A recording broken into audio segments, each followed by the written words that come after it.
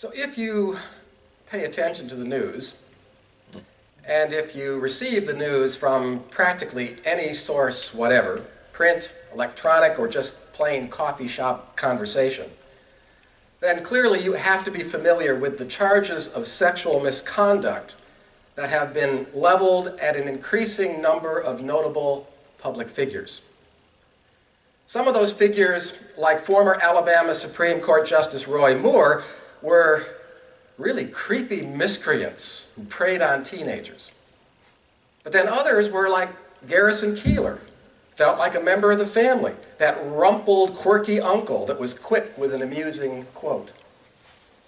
The fall of an insufferable blowhard like Bill O'Reilly may have elicited in many of us a little schadenfreude.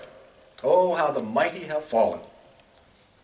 But when someone like the personable Charlie Rose falls from grace, well, then perhaps our emotions are a little more mixed. Who'd have guessed that Charlie Rose was such a cad, other than the people that he'd abused, of course.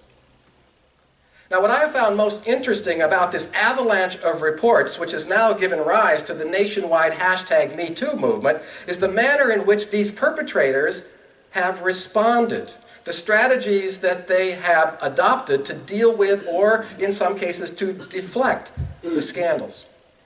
Now, some of these folks have decided simply to circle the wagons, and despite copious evidence to the contrary, they will deny any wrongdoing whatsoever.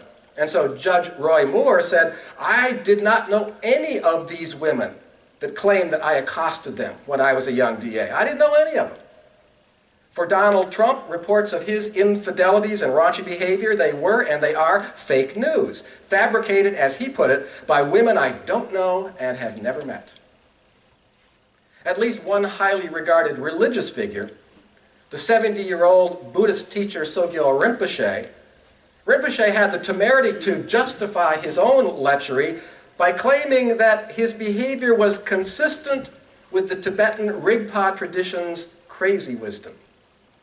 Rigpa disciples, he said, are obliged to accept ostensibly abusive behavior by recognized spiritual masters as part of their enlightenment training.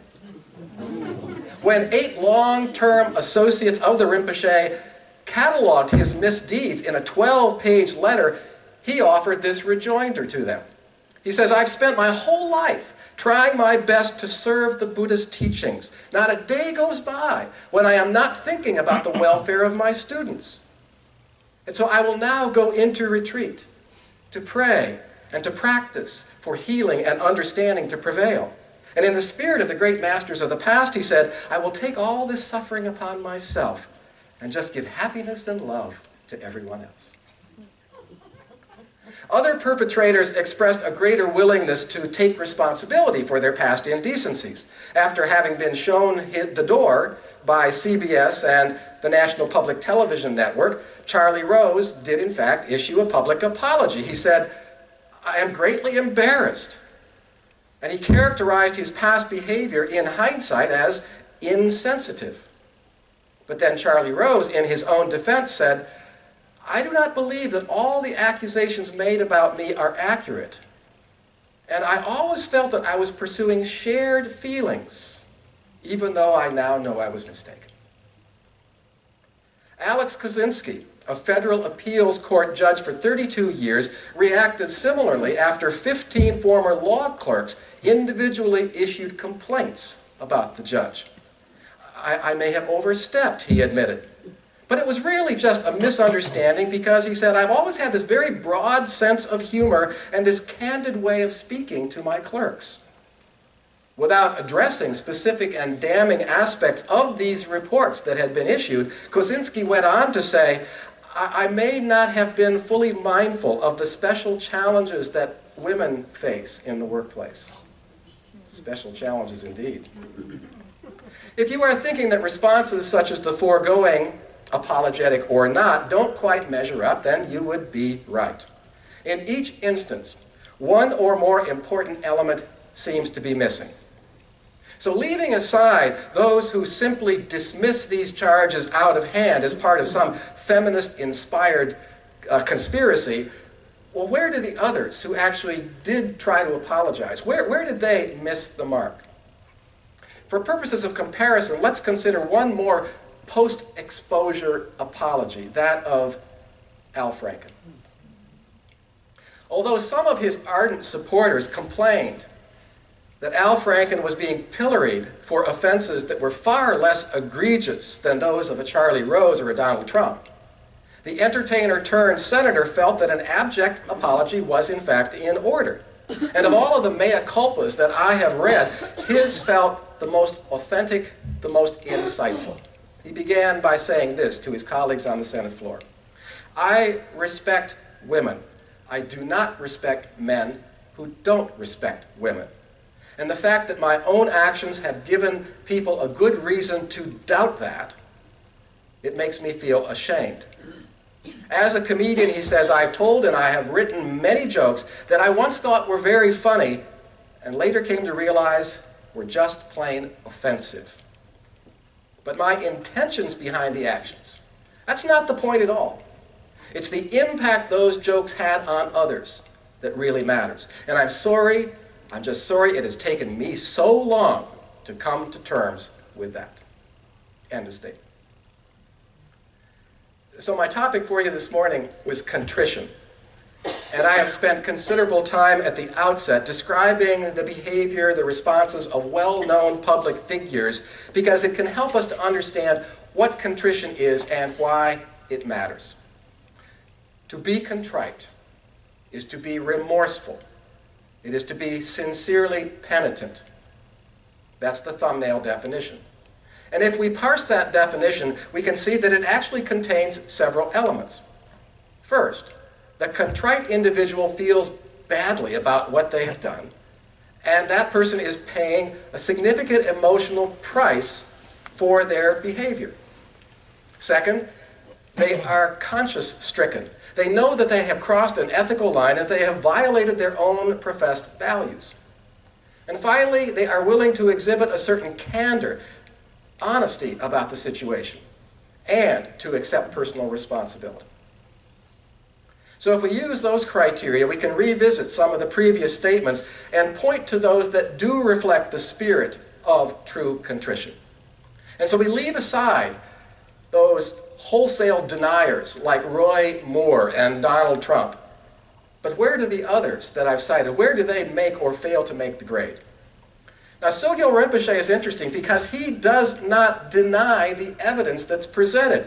He is honest about the abuses that he has perpetrated, but he feels no remorse because he believes that given his own spiritual orientation, no ethical norms were ever violated. In this respect, Sogyal Rinpoche resembles those former overlords in South Africa's apartheid regime, who, when they were confronted with the torture that they had inflicted on their victims, defended that torture in ideological terms. As Pumla Gobodo Madikizela, a psychologist who served on the South African Truth and Reconciliation Commission, as she put it, the trick that perpetrators use starts off with a rationalization to convince themselves of the legitimacy of their acts.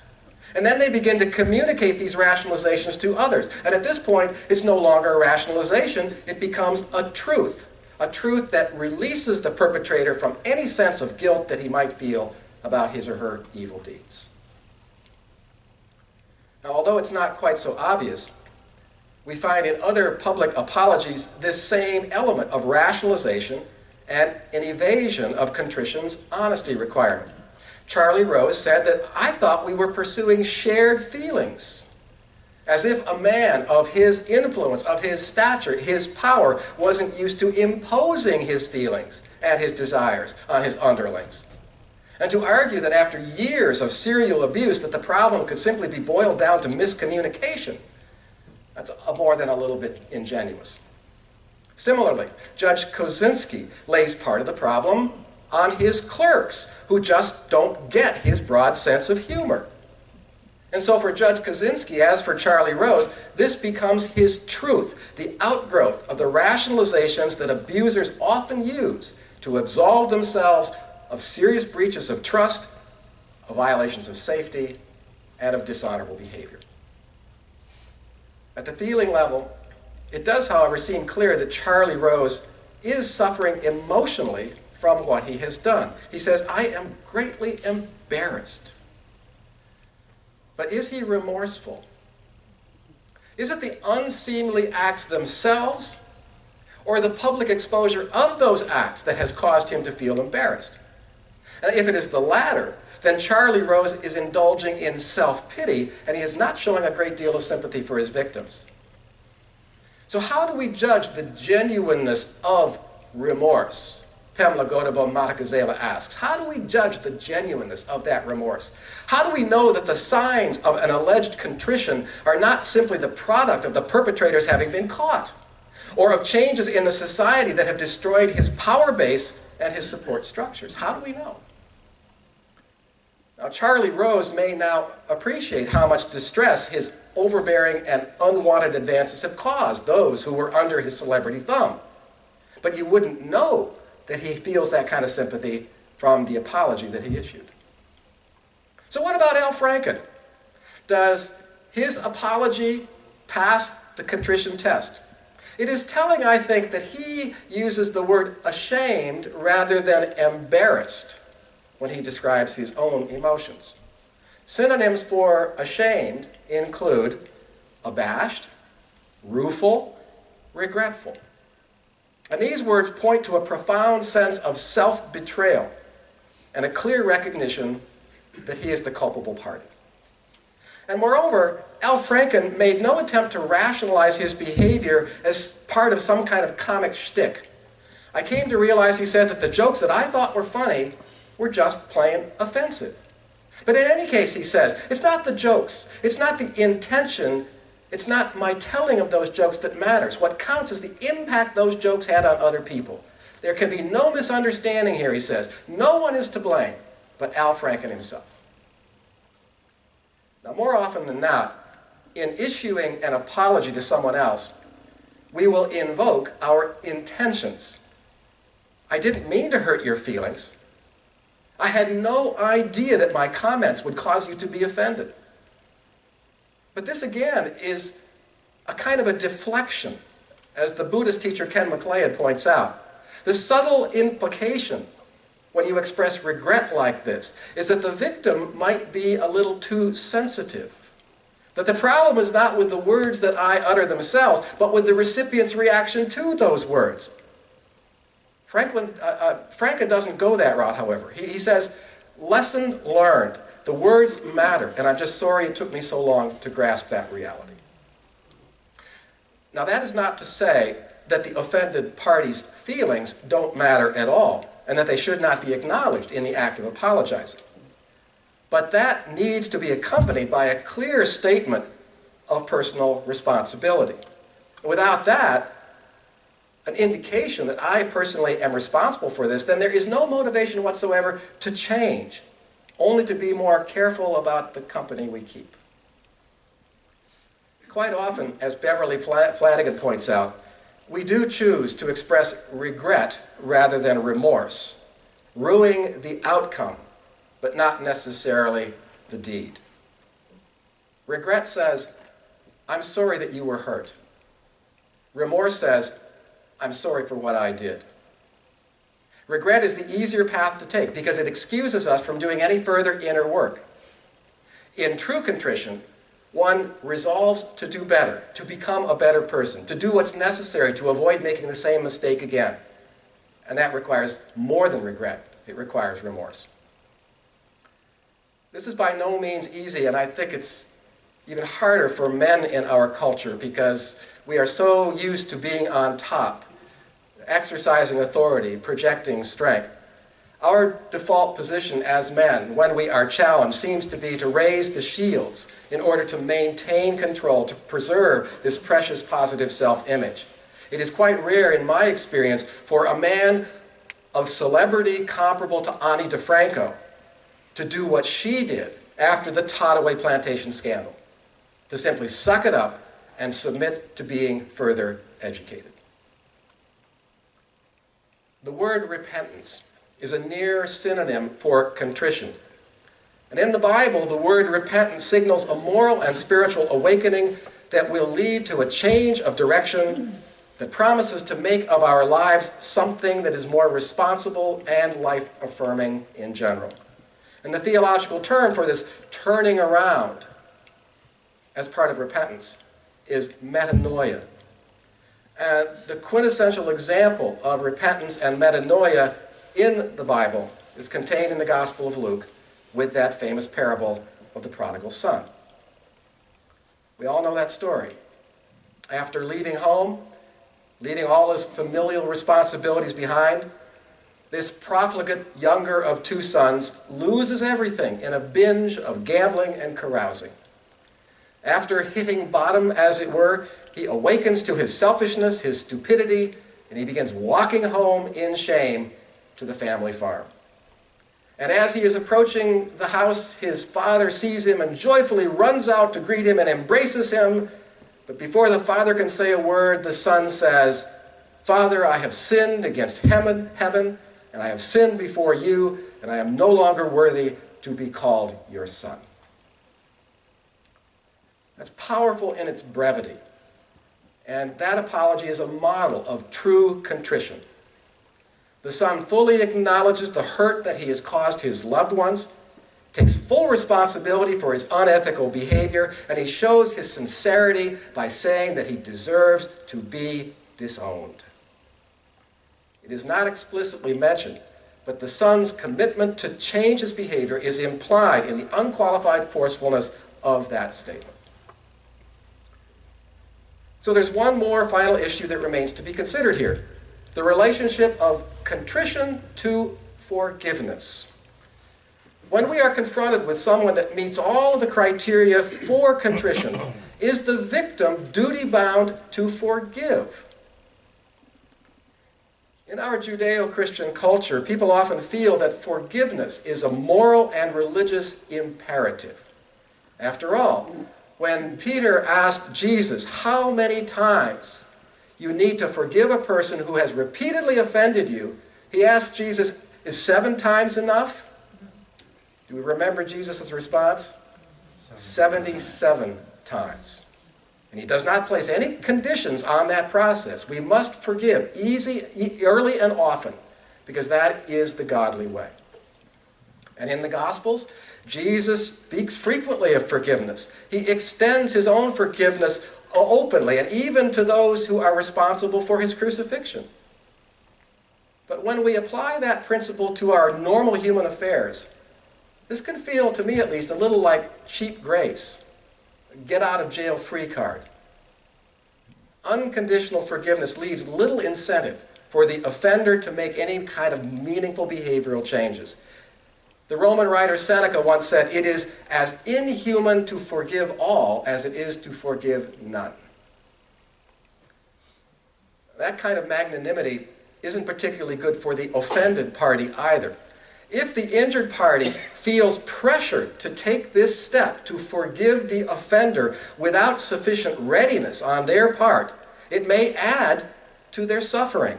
Not only have they been violated, Robert Enright says, but now they feel guilty because they are not able sincerely to extend their hand in forgiveness. Still, when true contrition is shown and when it is recognized as such, readiness to forgive may develop sooner than it would otherwise. The victim's suffering has been acknowledged by the act of contrition. Their story has been accepted as true at face value, and the imbalance of power and authority created by the abuse, that has been corrected.